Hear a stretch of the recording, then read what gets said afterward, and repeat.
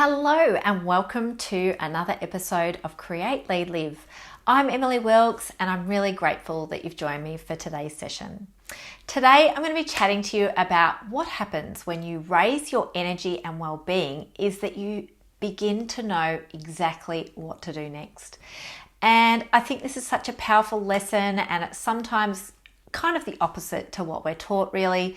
It's one of the things that we forget time and time again about the power of energy and well-being and feeling uplifted and inspired in our lives. Like, our emotions are just such a powerful resource for us that we often don't tap into. So I really want to chat to you about this because I think, if you're a leader, if you're an entrepreneur, if you're someone that wants to make a big difference in the world, you're probably someone who's very diligent, very hardworking. You're probably someone who is very motivated and someone who works quite hard. You might be someone that finds yourself, working harder sometimes than you need to create the level of impact that you dream of. And what I really wanted to encourage you to think about is the power of taking a step back, the power of raising that energy that you experience, your emotions, your well-being, those good feelings, and the impact that these then have on the way that you think and your experience within your business, within your leadership and your life. And, I think one of the things that can happen, which can take us off course, which can lead us to feel really blocked and stuck in our professional careers, but in any area of life where we're kind of confused or not sure how to move forward, is we get stuck in our heads. We start overthinking things. We start going over and over things in our mind. We start thinking that there's a solution somewhere that we need to reach for or find, or a pathway that we need to figure out how to follow. We get ourselves in our heads and we go round and round and round, and we forget to tap into our heart. We forget to connect with what feels good, with what lights us up, with what feels exciting, what's motivating and inspiring to us. We forget that sometimes having space and time and peace of mind can enable us to have those light bulb moments that will help us to kind of create the outcomes that we're looking for. We forget that a tired mind is usually a stagnant mind, that if our mind is going around in circles, that it's unlikely that the solutions are going to just pop to the forefront of our minds. So we spend all this time kind of leaning into the thinking process, leaning into the solutions, problem solving process. And we forget that actually those light bulb moments and that miraculous kind of awareness that comes to us usually happens in the context of rest and relaxation and peace and good feeling energy. And, that is really ultimately what I wanted to share with you today and to remind you about today, is that when you take a step back from everything, when you do things like step away from the computer, go and take a walk around the block, get some fresh air, have a cuppa, sit down and just breathe for a few minutes, when you take your eyes away from your phone and scrolling and all those kinds of things that we do to zone out, when you actually slow things down and you breathe and you connect with what's in your heart, what's in your, in your spirit, your inner wisdom, what's happening within you, you connect with it and listen, pay attention to it. Start to release some of the heaviness, release some of the tiredness and the exhaustion and the frantic energy that we can sometimes have when you're a hardworking person or a diligent person. We tend to be on the go all the time, moving fast. When you slow things down and you reconnect with nature, with yourself, with that connection that you have between you and all living things, you start to hear that inner voice more clearly. It's always there and it's always speaking to you, but you start to listen to it, pay attention to it, notice it. You start to feel lighter because you've let go, you've put down all the heavy stuff temporarily. You've kind of drawn a boundary around, here's some time just for me. I can kind of draw a line under that activity that I was doing and just move away from it and let it be for a few moments. And I can actually just be present in the moment with myself, with my heart, with my spirit, that connection that I have. I can just be here and present and at peace. And when you do that, and when you enable that space and time for you to connect with that voice within you, you'll start to hear it. It'll start to speak to you.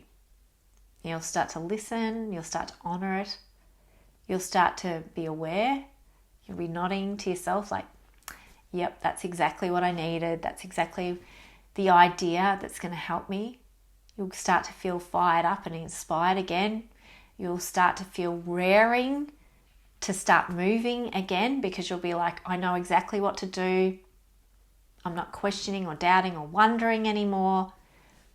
You know, that clarity of mind that flows from that elevated energy and well-being enables you to know exactly what to do, and then to have the energy and the inspiration to just do it.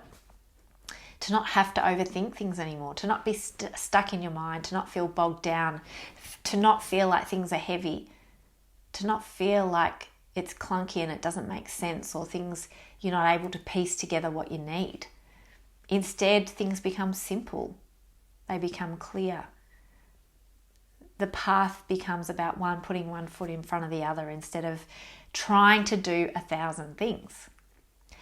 And, you know, I want to give you an example of like a story from my own experience of this in business, particularly many years ago when I first started my business back in 2016.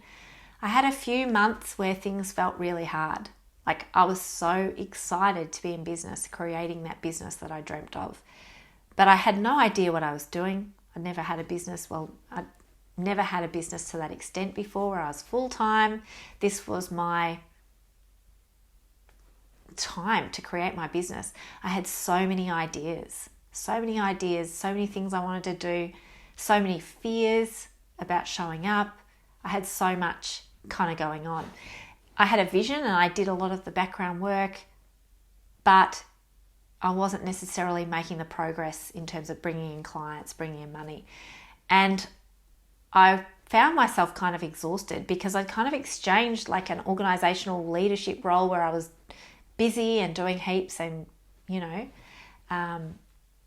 feeling burnt out maybe, and feeling like I needed some space and time for me. I just exchanged that role for an entrepreneurial role where I no longer had anyone that could help me with anything, and I was basically doing it all myself, and I was doing way more than I ever could possibly sustain. And so I had this kind of like journey of excitement and passion and hard work and, you know, the hustle kind of energy happening, but the results weren't flowing. I wasn't bringing in the clients and the money that I needed to make this a sustainable kind of opportunity. And it wasn't until I actually took some time away, and I can remember at the time feeling like I was excited to take the time away, but I also felt kind of guilty about taking the time away, because I was like, things aren't really moving here. I really shouldn't be dropping tools right now. I should be charging on until I get this happening. But because of circumstances, my family was away. They invited me to go stay with them. I took a couple of weeks off my work. I did a little bit of work while I was there, but it was tiny little pieces. I largely dropped down tools for that 2 weeks, 10 days or whatever it was. And what I found was that I felt lighter nearly straight away. I felt lighter. I felt more energized. I had peace. Like, I was able to go for a walk along the beach and breathe in the fresh air. I was able to go for a ride on the bike and just enjoy the sunshine. I was able to just journal freely about life and how I wanted things to be, and to let go of what was and start creating the kind of experience that I wanted in my mind. And when I started to do this, when I started to reconnect with my why, with those good feeling thoughts, that good feeling energy, that holiday feeling that I often refer to in all of what I create, the holiday feeling, that holiday feeling lit me up. It inspired me. It had me so excited that by the end of that 10 days away, I just had a long list of things that I was like, I can't wait to bring this to my work. I can't wait to bring this to share with my clients, with the people that are flowing into my world, potential clients. I had that energetic shift that I needed, that when I came back, I was able to start attracting clients. I was able to start bringing in money. I was able to start sharing stuff that was exciting and attractive to others, that people were excited to be a part of. My energy elevated, and everything that I was sharing had so much more appeal to those people that were coming into my world, because they could feel that shift in my energy. They could feel that I was excited about what I was doing. I wasn't feeling like this, and I loved what I was doing before that. I was excited about what I was doing before that, but I was stuck in my head. And the difference was that by taking that time away, by reconnecting with that holiday feeling and that holiday energy and that lightness, I was able to reconnect with my heart and operate from that heart space, that why that was driving everything, the service that was driving everything, the desire that I had to be of service in the world. And, that was always why I did what I did, but I got stuck in my head. And I think this happens to us all from time to time, especially when it feels like things aren't working. We've been taught in our lives that thinking is the solution process that we go through when we think that we solve problems. But sometimes the problems are solved when we think less, when we allow our mind a break and space. And those light bulb moments, that inspiration, that inner wisdom comes through far more powerfully. And yes, again, it was there all along, but we actually listen. We actually pay attention. We tune into it. We actually acknowledge it and embrace that guidance as exactly what we needed. Because instead of thinking we know and charging off in various different directions trying to make something happen, we start to allow space for inspired ideas to flow and for more efficient ways of doing things to become really evident to us. So then instead of having to work ourselves into the ground to create a result or what it is that we're dreaming of, it starts to flow. We start to take advantage of the opportunities that are there, and we don't have to work quite so hard to create that outcome and result that we're looking for. So I hope that this story, this idea, these thoughts and the reflections have been helpful for you in thinking about the power and the value of reconnecting with your energy and elevating that energy and that emotion that you're experiencing, and intentionally creating well-being as part of everything that you're doing. You don't have to go on a holiday to experience this. It can be as simple as taking a decent lunch break, going for a walk, getting some fresh air. It can be listening to some music. All these examples of ways in which you can just take some time away, journaling, meditating, all of these things. Anything that takes you away from the thought process, that grounds you back into your heart, into connecting with nature, the universe, that spiritual connection that we have with each other, that connection that we just have as, by virtue of being human, being a living, breathing part of nature.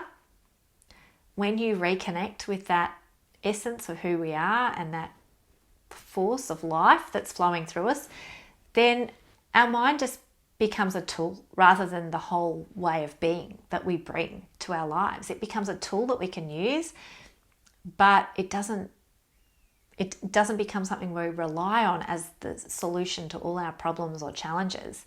We start to realize that our body has an innate intuition of its own, that our ability to solve our problems and challenges and to hear creative solutions relies on us actually slowing down instead of speeding up, and being open to those possibilities, open to those creative ideas and solutions that previously we might have been shut down to because we thought we knew what we should be doing.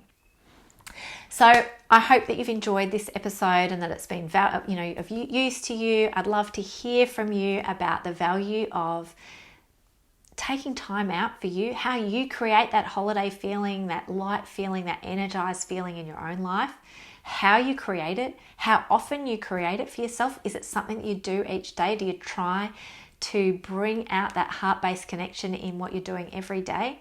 I'd love to hear your experience of creating energy and well-being in your experience too, and how that may have helped you to know exactly what to do next in chasing and creating and pursuing the dreams that you have for your life and your leadership and your career. Thank you again for listening. I hope you have a wonderful week. Until next time, take care. Bye.